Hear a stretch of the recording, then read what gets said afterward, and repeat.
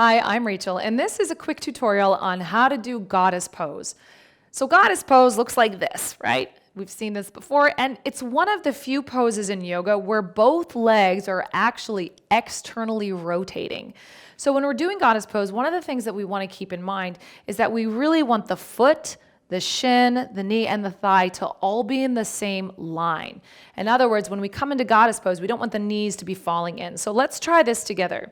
So come to stand. You'll take your feet, moderately far apart, so far enough so that your knee isn't way over your ankle, but mostly above your ankle. And then take a look. If you notice that your knees are falling in, first see if you can press them apart. So if you can press them apart and keep them stabilized over your foot, your shin, and your knee, then we're in the right spot. Now here's the thing with goddess pose. If you look at me from the side, with goddess pose, even when I'm upright, I can stay upright. As soon as I start to bend my knees, the shape of the pelvis often causes us to need to come forward a little bit with our torso, just because of the shape of the hip joint. So I want to let you know that that's okay. So when you're doing this pose and you come down, allow yourself to come a little bit forward to have some space here. Otherwise, we can start to jam in the hip sockets and then even go too far into the lower back as a compensation. Instead, let your torso come a little bit forward and engage your core.